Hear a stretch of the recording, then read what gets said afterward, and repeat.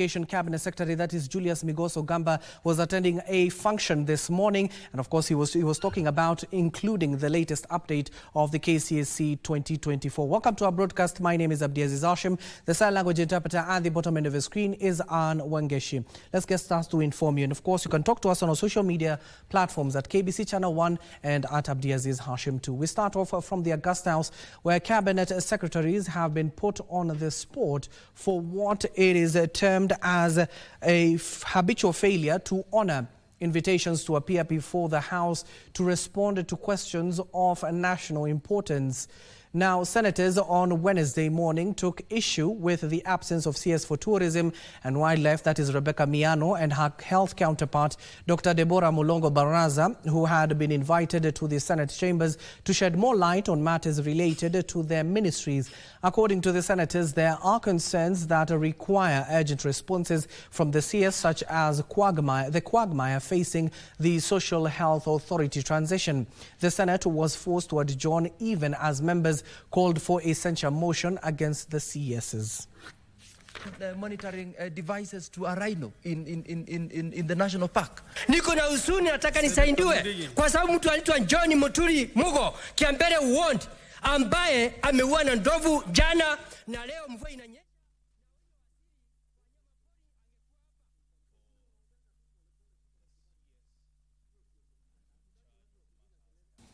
Now, elsewhere, a 32-year-old woman is currently admitted at a hospital in Homa Bay County after she was allegedly involved in a domestic squabble with her spouse. Rosemary Atieno is reported to have sustained injuries after her estranged spouse attacked her following an altercation with him at a water point. She says she left her spouse after discovering he was a thief. Her spouse is currently being held at the Kendu police station as investigations into the incident continues.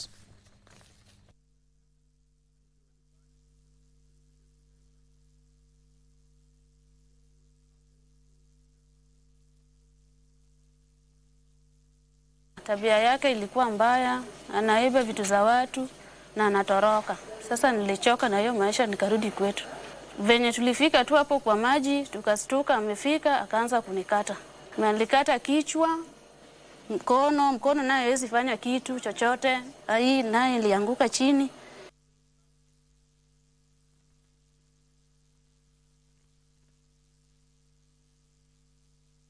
And out to the coastal region, where a section of residents living in Maweni settlement scheme in Mtwapa, Kilifi County are living in fear after one of their own was attacked and set ablaze amid long-standing disputes over ancestral land. And now the residents allege that their land has been targeted by unscrupulous land grabbers who they claim are conspiring with police officers and a vigilante group to displace them through attacks and torching their houses. Addressing journalists, the locals expressed their frustrations over what they describe as continued intimidation and threats from individuals allegedly seeking to seize the land through illegal means. They are now calling on relevant authorities to intervene on the matter.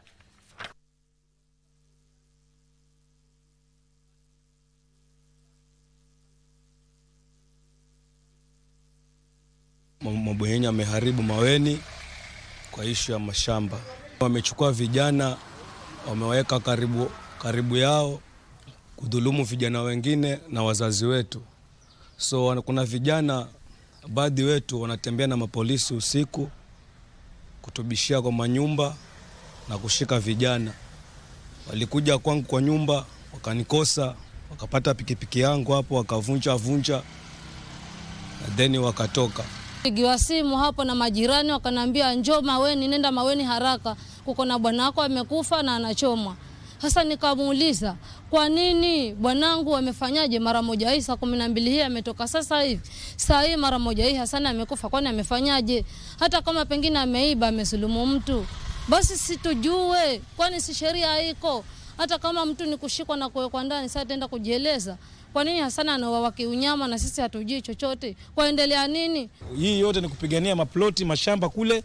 Polisi wameganywa mashamba, wameganywa maploti, na hawa wanadhulumu watu wakitumika na wale makateli sungusungu.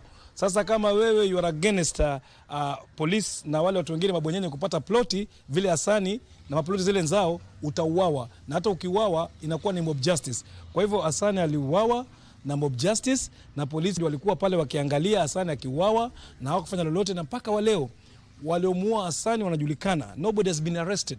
Ndio ujua polisi wanahusika pakubwa na masuala haya. Elsewhere, Homa Bay County has launched a campaign to distribute over 33,000 uncollected national identification cards to their rightful owners. Homa Bay County Commissioner Moses Lilan, while unveiling the campaign, said it aims at to complete the issuance of the IDs within the designated period, as well as addressing backlog challenges. He also noted that they are accelerating the issuance of birth certificates for newborns.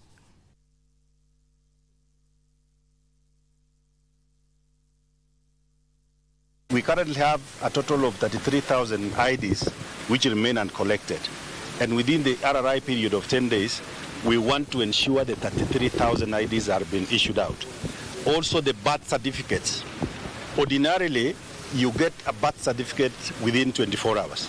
But within this RRI period, we've said you are going to get your birth certificate within hours, just to facilitate the process of registration into SHA.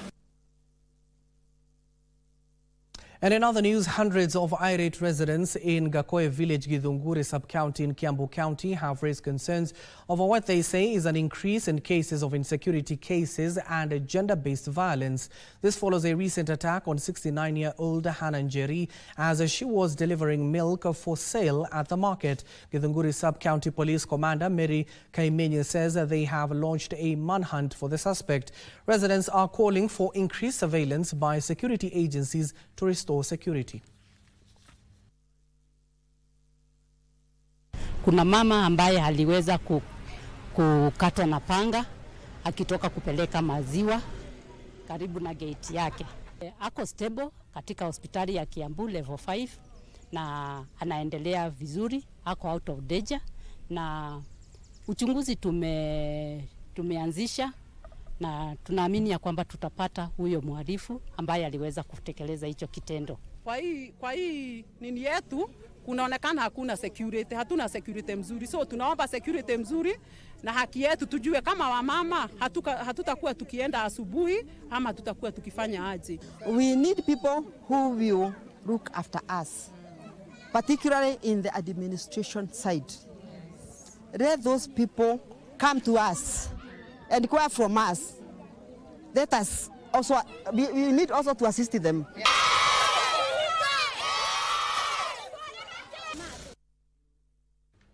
Now, dairy farmers from Meru County have been urged to take advantage of the ongoing animal vaccination drive by the national government.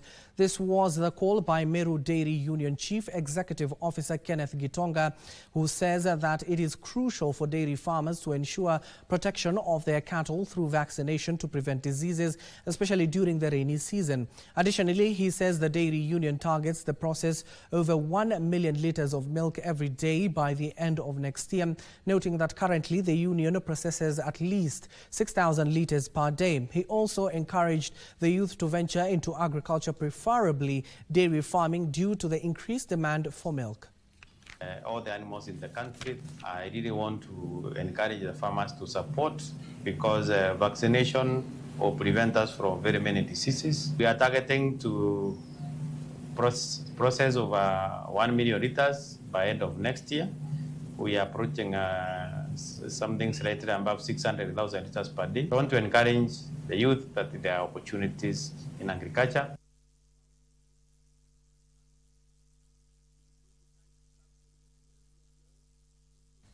Elsewhere, Baringo North Member of Parliament, that is Joseph Makilap, has exuded confidence that Deputy President Professor Kithure Kindiki will help the President to deliver on his pledges to Kenyans. Speaking at Kapotoronjo, Makilap affirmed that the leadership role will be pivotal in driving government's development agenda. He added that the DP is a hard-working man and dedicated, adding that through his efforts as Interior Minister, there was a relative calm in the banditry-prone areas of Baringo North.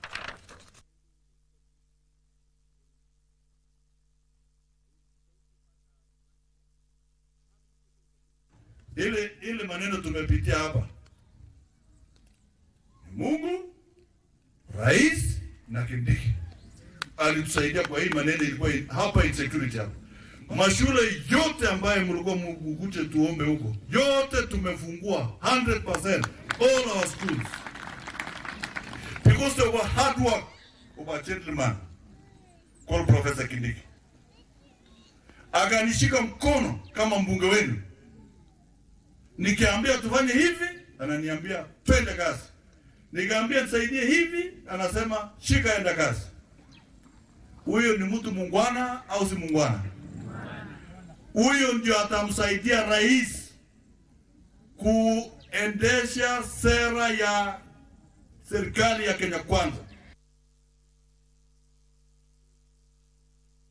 Meanwhile, the Ewasongiro North Development Authority has urged pastoralists in arid regions of the country to use. The Director of Planning, Businesses Development and Investment at the North Development Authority, Mohamed Doyo, said water scarcity in arid areas is real, with some communities engaging in conflicts over the commodity. The authority addresses water shortages in areas of Isiolo, Samburu, Marsabit, Mandera, Wajir, Garissa, Laikipia and parts of Nyeri by building boreholes and sand dams. The call to addressing water shortage lies with a continuous development of water harvesting structures, because rains do fall in this particular area. Maybe not many times, but at least twice a year. If we are able to harvest these water, if we are able to harvest the water, we will be able to support the community, because they'll have water that will continuously be there, through these water harvesting structures. Pastoralism in the wake of climate change is no longer sustainable. We need to diversify to other economic activities. Public transport operators in the country have resolved to transition to cleaner and sustainable mode of transport. This follows a report by the Institute of Development Studies, IDS, at the University of Nairobi, which has revealed that players in the public transport sector are the leading source of emission of harmful greenhouse gases in the country. In a bid to champion the transformation of the public transport sector in the country, stakeholders converged for a Matatu Summit and Expo in Nairobi to discuss innovative ways of reducing air pollution. In that case, you'll find that the oldest vehicles that are on the road, they're in public transport, and meaning that they are not only low inefficient, but they also emit a lot of carbon dioxide. According to the president of the Federation of Public Transport Sector, Edwin Mukabana, players in the sector have vowed to champion the transition to the use of energy that decarbonizes the sector. The OEMs, the people who manufacture vehicles, are too slow. Already we have 500 orders of vehicles, yet the production is about 7 per month. The move notwithstanding its challenges. But ukipata kama sisi watu online umepata unaenda Kangundo huko mahali penye ni kilometers to the hiyo filling station mahali utaenda kuchange hiyo battery. Unaona hiyo pia ni changamoto. Meanwhile, the stakeholders are also calling for a partnership that will help finance projects being undertaken to facilitate the swift transition to a cleaner mode of transport. When you look at other sectors, they have access to affordable financing. Why can't we have the same for public transport providers, that they can access financing that is low interest rate but gives them ability to repay and puts on them the responsibility of providing efficient, safe public transportation? The Ministry of Transport has, however, reassured that all projects being undertaken in the public transport sector geared towards shifting to clean energy, that includes the BRT, will be completed. As you deliberate on the various issues and opportunities in this sector, I urge each one of you to actively participate and contribute positively. Now, Narok County government has purchased motorbikes worth 14 million shillings for ward administrators in each of its 30 wards. The governor, Patrick Olentutu, says the move is aimed at easing movement for the administrators, especially in areas not easily accessible by roads. Now, speaking while issuing the motorbikes, Governor Ntutu said that ward administrators are key in ensuring efficient service delivery. He cautioned them against using motorbikes for businesses or personal errands. Zile barabara ni ndogo na pia kuna pahali zingine ambayo hakuna barabara, labda lazima atumie zile njia ndogo ya mguu. Ndiposa tukaamua na hawa ya kwamba ili waweze kufanya kazi yao ni wanunulie hizi motorbikes, alafu iweze kuwasaidia. Kwa hizo motorbikes sio ya biashara, sio ya kwenda kufanya mambo ya boda, hapana. Hii ni gari yake. An initiative to bridge the climate information gap, provide precise weather-focused and climate insights customized to rural communities has kicked off in Garissa County. The collaborative initiative, spearheaded by the Weather and Climate Information Services, is designed to equip Kenya's most vulnerable communities with timely, customized climate information, empowering them to prepare for and mitigate the impacts of the climate change. Communities in Garissa County have historically lacked access to reliable weather information, making it difficult to prepare for climate-related challenges such as droughts and floods. This initiative is expected to be a game changer in the region.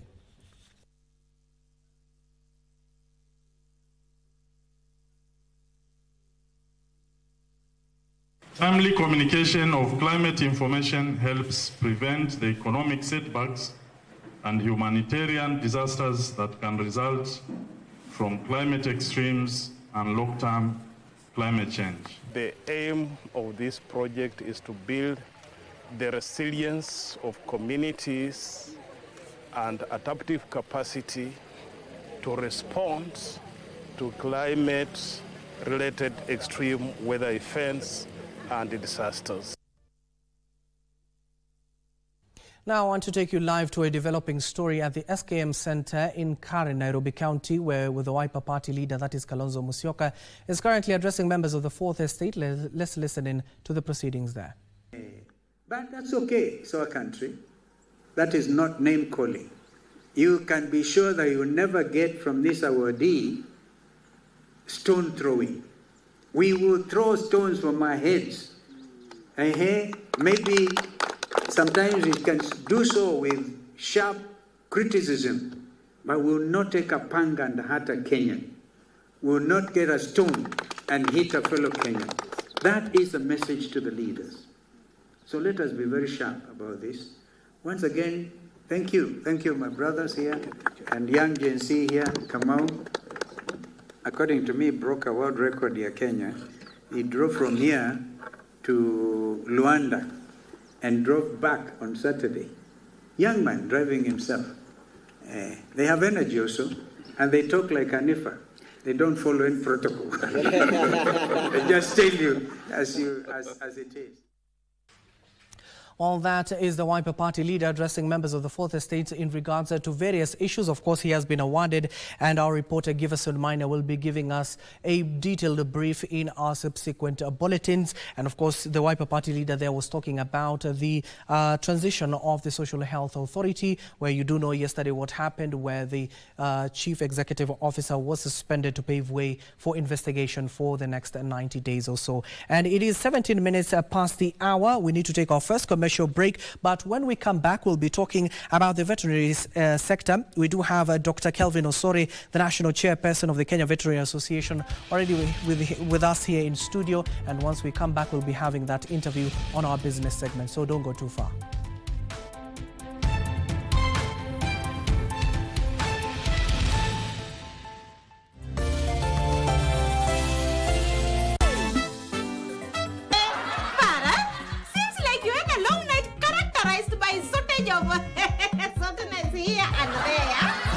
Yani this is how you are thanking me, eh? Kweli wewe na Fuda hakuna hata tofauti. Do you know how to play your cards? Sema kujitetea. What is so big with the word mysterious? I did not tell them. That is a very small one, by the way. Carmen, I usually admire your English. Okay, exposure is a good thing. Kamene, okay, look at Julia. You see those little colored strings and materials on her hair? Oh, to blanket. Now, look at my hair. Do you see such?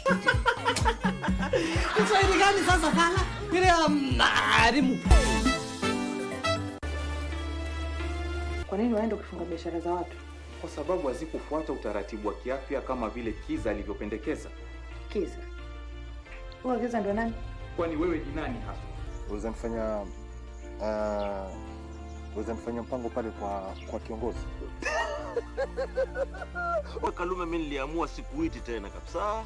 Kama ndo kukaa ukae kivyako na mimi nikae kivyangu. Watu wa kisiwa hiki wanakulaumu wewe. Uongozi lazima tuuangushe. Hivi sasa kila mtu alalamika hapa kisiwani. On KBC Channel 1, we are a TV station like no other. Get a taste of the best in entertainment. Yes, indeed. Feel the passion. Will you promise me? I swear that you will never lose me. I can't get married to you. I'm sure you knew about it. That's why you're making fun of me. Experience the drama. Get out. Who is the man in this one? And the laughter. Hii wigi umevakishwa. Sile wakati tulikuwa tunaapishwa tunapewa mheshimiwa.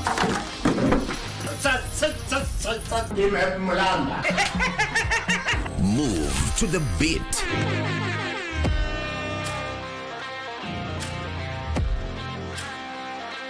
We are live from Broadcasting House. And get informed on the latest happenings. KBC Channel 1. Wow. Yeah! We are the full package. Oh, yes. And Kenya's watching. Thank you very much for joining us.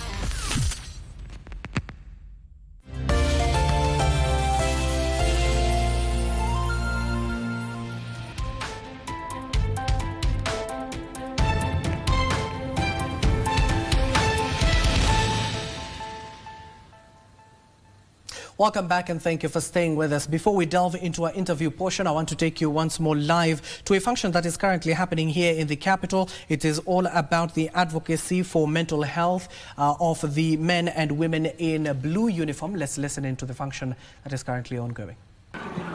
Second is this issue of our ladies as being killed. All of them 97. So, can you tell us the development in terms of the investigation? Where have you reached? Thank you very much. That is the reason why we have joined our hearts together with the African International University and many other stakeholders who are here, who are ready to support us. We want to decentralize. We want to work in the regions. We want to work in the counties. We also want to work in our sub-counties. We want to reach the police stations, so that we can actually be able to deliver our mandate and deliver it quickly. Not that the National Police Service Commission is not doing its work. It has done a lot. It has employed many psychosocial support teams who are also going to work together with the university and support our teams out there. As for the Femicide, at this juncture, I would like to call the DCI here, just to say, oh, this year. Please.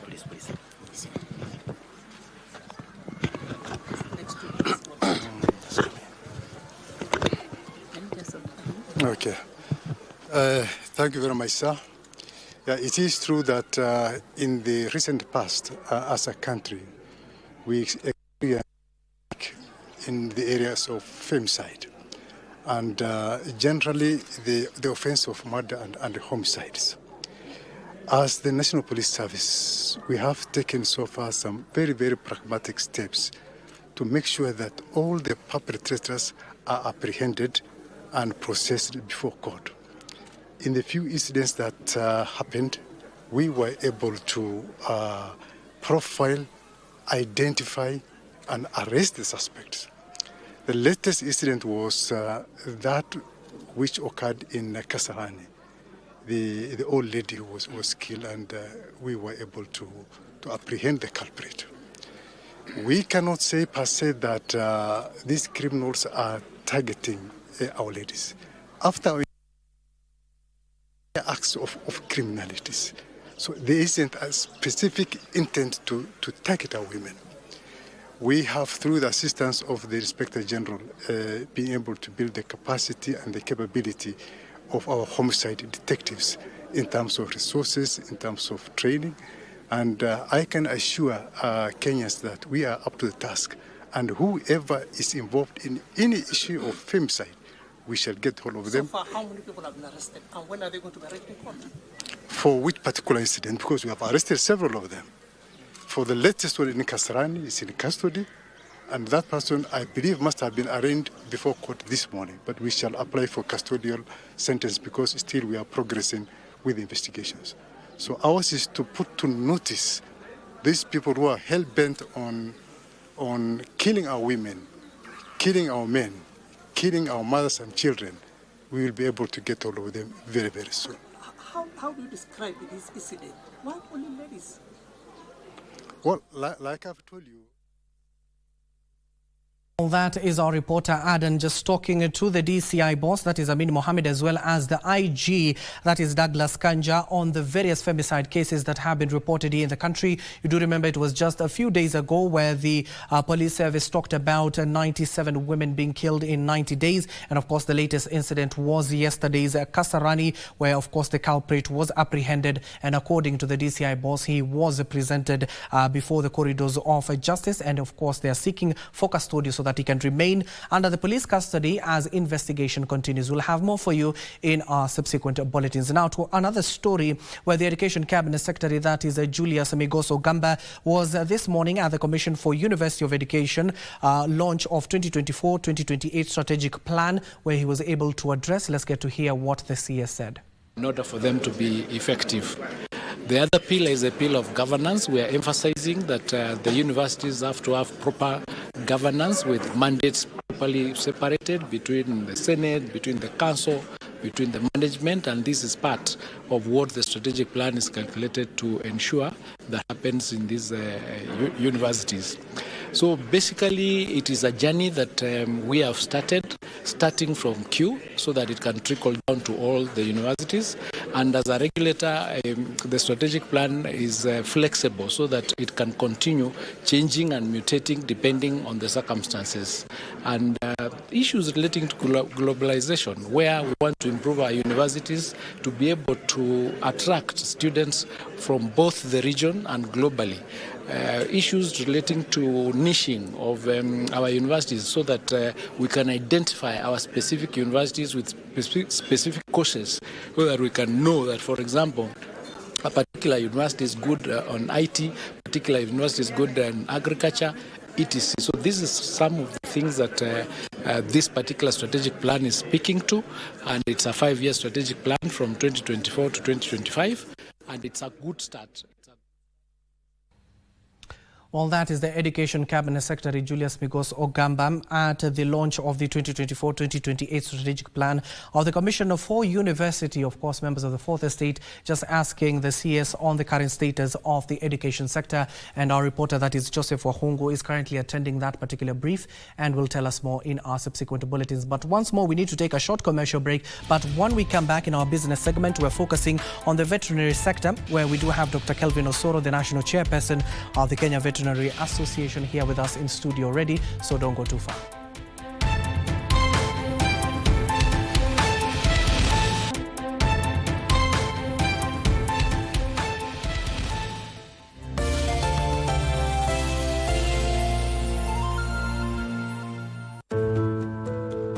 Imagine a future where you can enjoy the fruits of your hard work without financial worries. A time when you can truly relax, travel, and pursue your passions. To achieve that dream, you need to plan today. With the cost of living constantly rising and inflation showing no signs of slowing down, the money you need today will be nearly 10 times higher by the time you retire. Without a solid retirement plan, you risk financial insecurity when your active income stops. That's why saving for retirement is necessary. Regardless of your age, it's never too early or too late to start planning. Engage with experts from any RBA-registered individual pension plan for guidance in tailoring a retirement strategy based on your current lifestyle, future goals, and desired retirement age. This provides the fixed regular income you'll need after retirement to ensure you live comfortably without compromising your quality of life. The earlier you start saving, the more secure your future will be. Start saving for your retirement today and live your golden years the way you've always dreamed. For more information, visit our website www.rba.go.ke,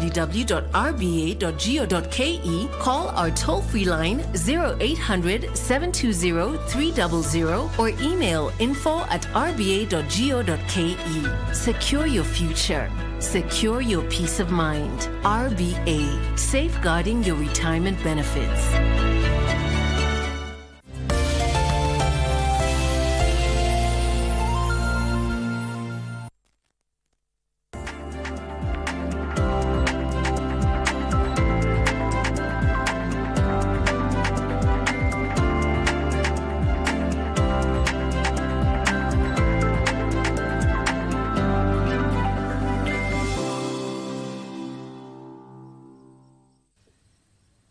Welcome back and thank you for staying with us. Now let's get down to business. Issuance of Seafarers Identity Documents (SID) is being fast-tracked and streamlined to empower Kenyan sailors to tap to work opportunities globally as well as facilitate their travel without restrictions. Speaking during their graduation of Standards of Training, Certification and Watchkeeping students at the Bandari Maritime Academy in Mombasa, Mining Cabinet Secretary Hassan Ali Johom emphasized the importance of enhancing seafarer training programs to meet international standards. He called on the Kenya Maritime Authority and Bandari Maritime Academy to collaborate with the technical and vocational education and training TVET institutions. STCW enables you to get a job. Lakini there are some destination ama mahali kwingine ambao ukitaka ufike paka uwe na SID. And the kind of conversation that we must have us is how do we facilitate. Ndio maana nimemwambia PS wangu hapa Geoffrey Kaichuko na PS for Migration wakae waanze kutoa hizo SID haraka ili watu wetu wakiingia kwenye meli wasifukishwe katika mazingira. Chairman wa KMA na wewe Katana, mimi nilisema na mimi sipendi kurudia maneno. You have to support our TVET institutions wafundishe watu mambo ya baharia. Mbona mwanipeleka hivi nyinyi? Wacheni wa mchezo bana. I have got a report from TVET kwamba mliwapeleka mpaka muona swimming pool. Nimesema tafuteni mahali ambao kuna swimming pool mfanye partnership. Lakini don't stop us from enhancing our base ya kufundisha watoto mambo ya baharia. Don't stop us. Kenyans have been urged to embrace local tourism and help grow the country's tourism potential. Players in the hospitality industry say domestic tourism is crucial in boosting the sector during both high and low seasons. Data from the Kenya Tourism Board shows that domestic tourism numbers rose 10% in 2023 to 2.5 million bed nights. The festive season provides a perfect opportunity for Kenyans to explore domestic destinations, support local businesses, and create unforgettable memories within their own borders. In a bid to promote domestic tourism, Nairobi residents flocked to Emara Ole Sereni Hotel for the monthly social event that encourages locals to explore and enjoy the beauty of their own country. We are looking at around 1,000 people. We do this every month, once a month. So you are all welcome. So it's about different demographics. It's not just about food and accommodation. It's also about entertainment and letting people dance their bodies out.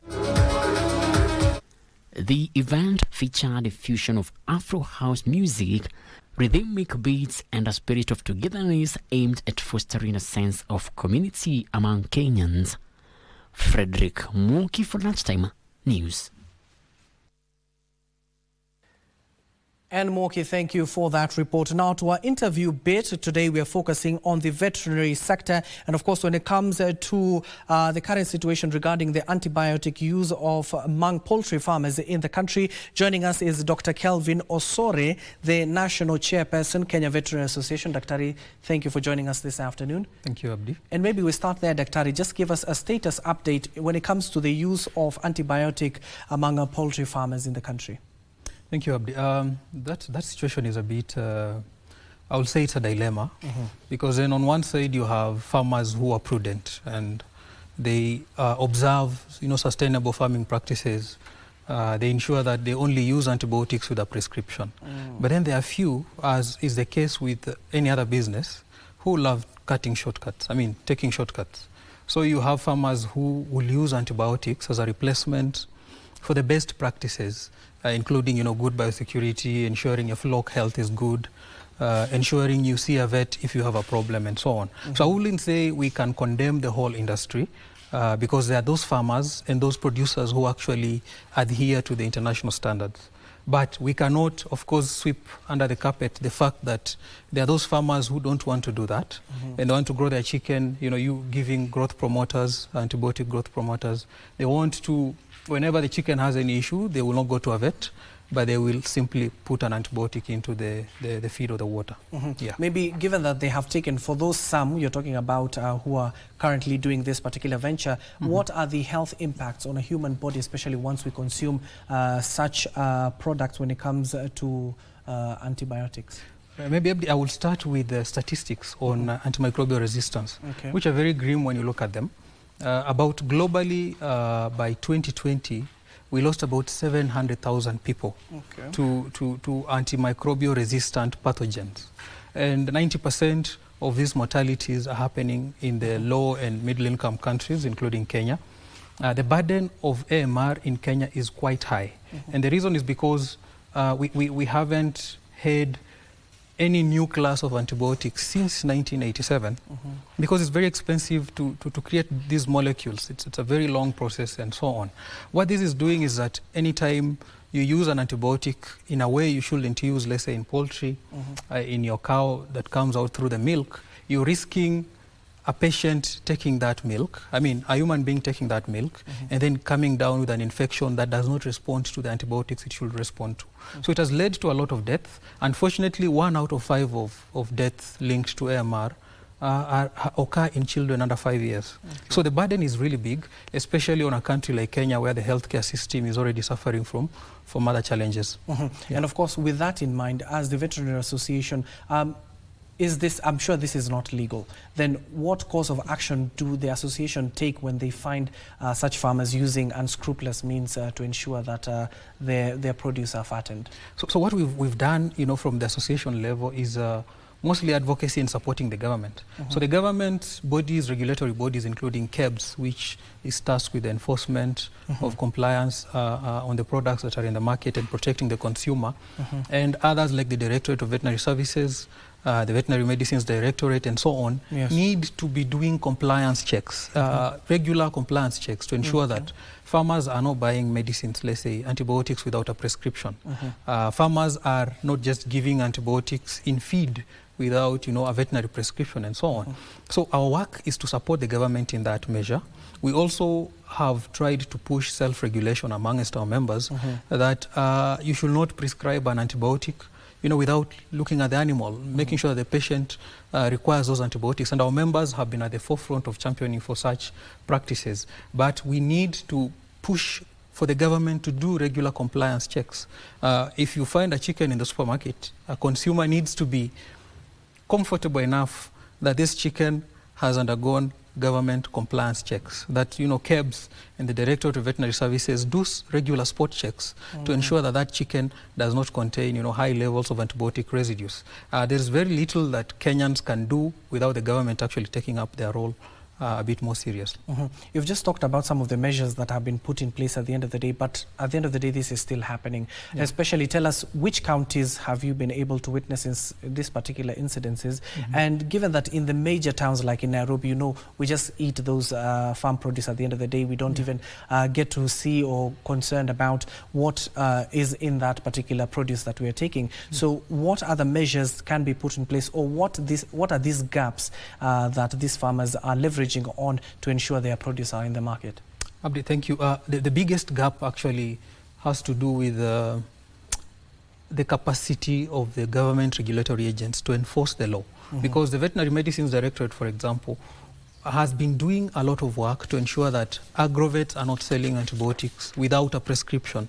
Of course, and the other category 2 and category 1 medicines.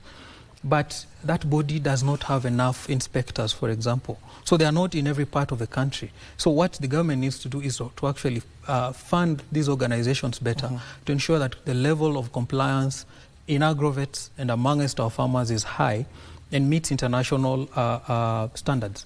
The issue of food safety, including antimicrobial resistance, has actually affected our international market for meat.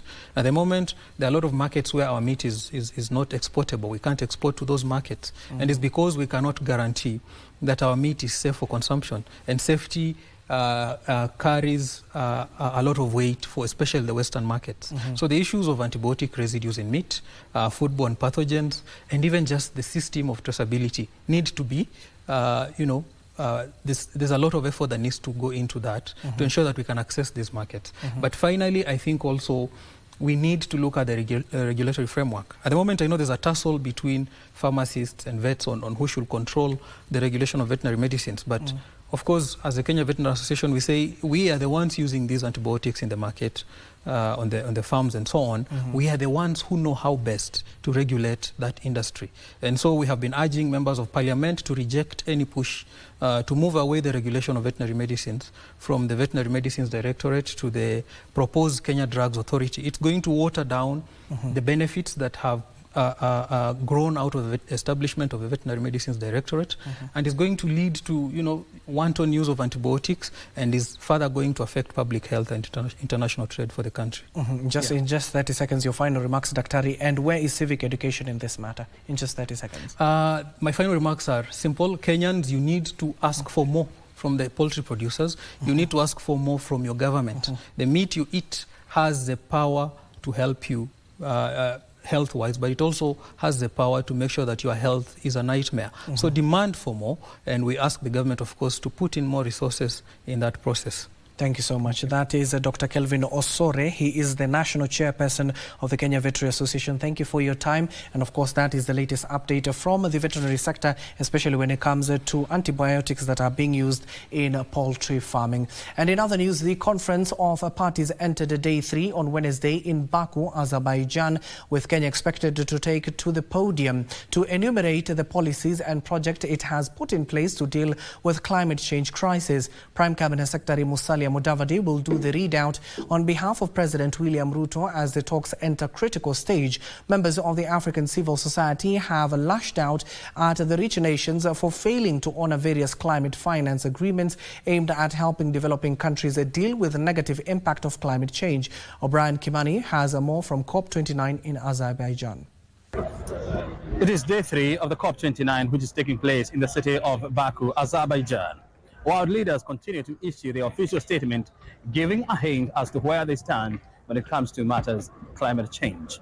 But according to members of the African civil society, it has been a case of 3 days of so much sizzle, but no state. A case of the circus coming to town. Until industrialized countries understand that they also have responsibility, that this is not about charity, this is not about investment, it is doing the right thing, is when we are going to be serious and reverse the escalating impacts of climate change. Africa calls for an ambitious new collective quantified goal on climate finance, with a commitment of at least 1.3 million USD annually, delivered primarily as grants and reviewed regularly. to reflect the evolving needs and vulnerability of the continent. We have continued to advocate for climate finance, not just only doubling, tripling, for adaptation. Friends, comrades, nothing is being done. The language that we hear today is a language, a market language.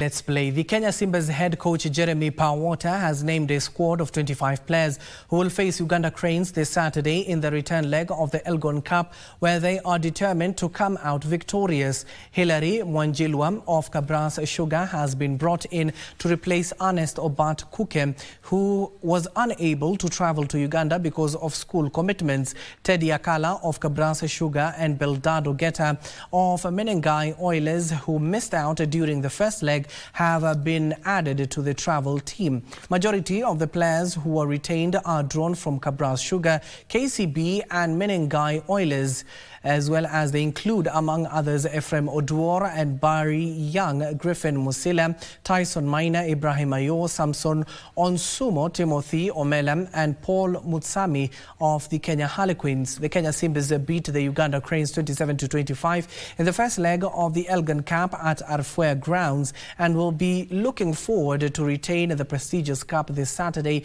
in Kampala, Uganda.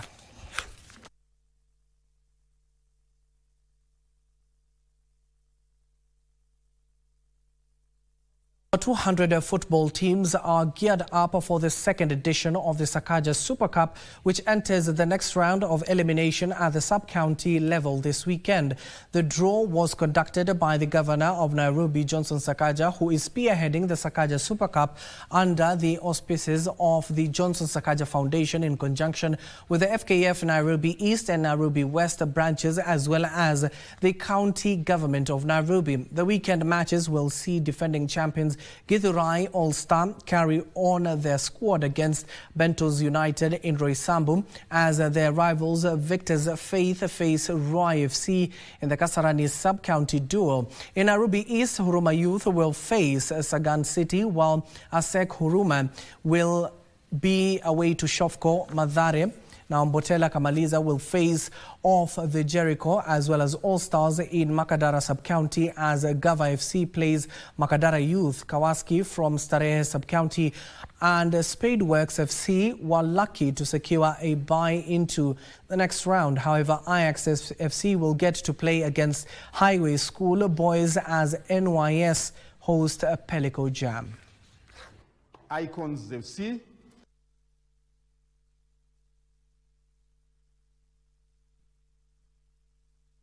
Elsewhere, Arsenal thrashed Juventus 4-0 in the UEFA Women's Champions League as Bayern Munich defeated Varega 3-0 to remain unbeaten in Group C.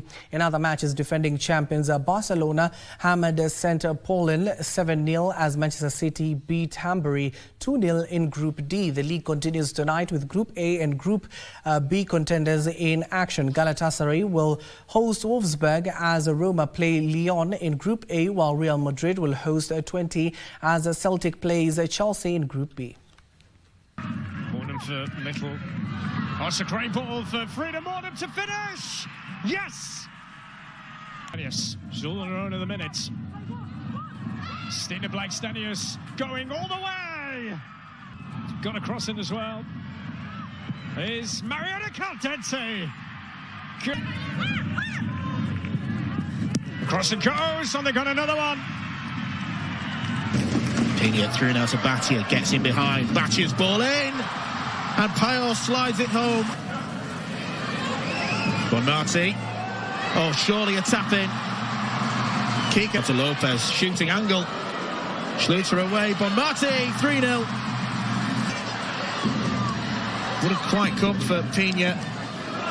Oh, lovely curler. Lopez, 5-0. Claudia Pena steps up, makes it skill. Patrick back through to Graham, continues a run, and she makes it 7.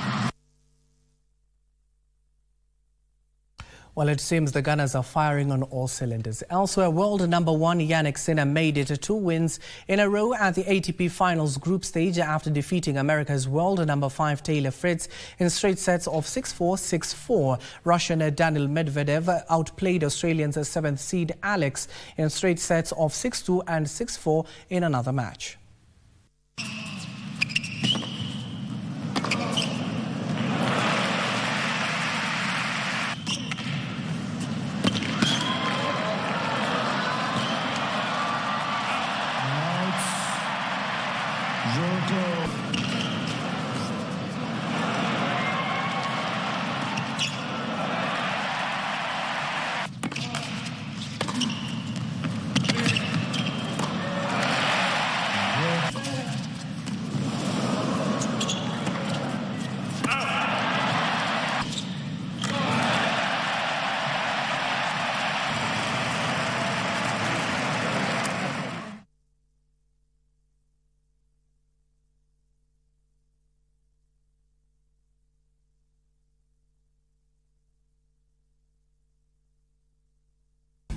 Well, given that it is the international break, the UEFA Nations League continues in Europe, and of course various teams are set to go at each other to ensure that they qualify to the next round. That concludes our bulletin, but you can join us in our subsequent bulletins. You can also find more on our webpage at www.kbc.co.ke.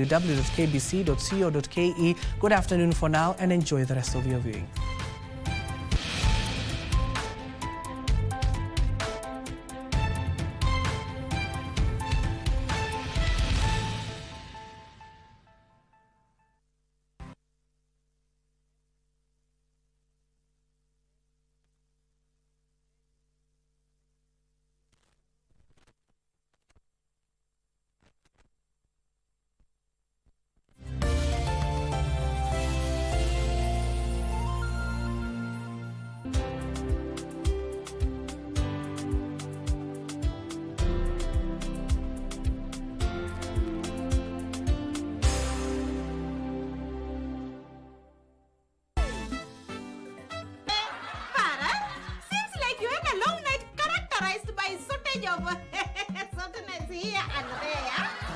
Yani this is how you are thanking me, eh? Kweli wewe na Fuda hakuna hata tofauti. Do you know how to play your cards? Sema kujitetea. What is so big with the word mysterious? Did not tell them. That is a very small one, by the way. Carmen, I usually admire your English. Okay, exposure is a good thing. Carmen, okay, look at Julia. You see those little colored strings and materials on her hair? Oh, to live to be to blanket. Now, look at my hair. Do you see such?